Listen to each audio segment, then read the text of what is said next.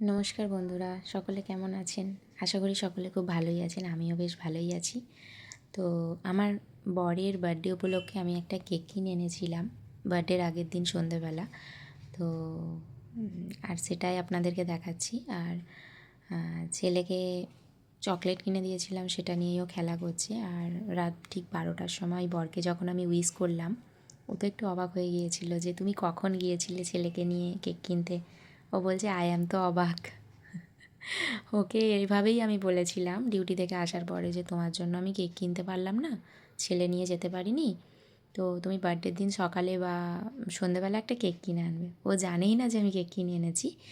তো যাই হোক, ও বলছে কেকটা আমার খুব পছন্দ হয়েছে। আর ও একটা ভিডিও করছে যে রাত 12টা বাজে আমার প্রিয় মানুষ আমাকে এইভাবে উইশ করেছে, তো আমি খুব খুশি হয়েছি, কেকটা আমার খুব পছন্দ হয়েছে, এসব বলছে।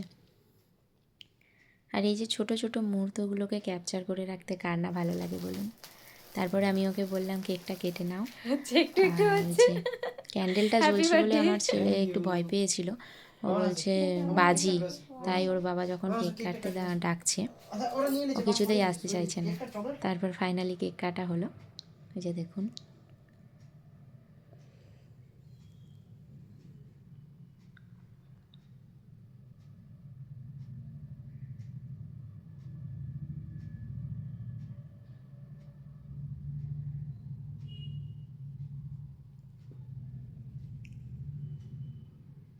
তারপর আমিও একটু কেক কেটে ওকে খাইয়ে দিলাম।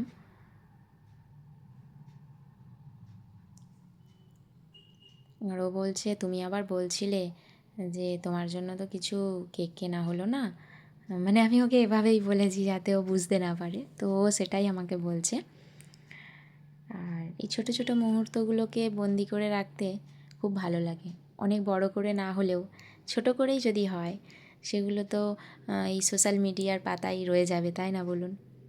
তো সবারই যেমন পছন্দ দাও এই ছোটো কেটে ছোটো ছেলেকে মুহূর্তগুলোকে দাও। ধরে রাখতে, আমারও বেশ ভালোই লাগে। তোমার জন্য আর দেখো, এই দেখো চকলেটটা দিচ্ছি বার্থডের দিন তোমাকে। সকালে এই দেখো আমাদের চকলেট, অন্যরকম চকলেট। একটা এই দেখো, প্ল্যান এই দেখো। ছিল যে ওর তো ডিউটি ছুটি ছিল না, কি হলো? তো কি হলো? ডিউটি তো জয়েন করতেই হতো। তো আমরা ভেবেছিলাম যে কোথাও পুজো দিতে যাব। তো আমরা কাছাকাছির মধ্যে একটা মন্দিরে গিয়েছিলাম।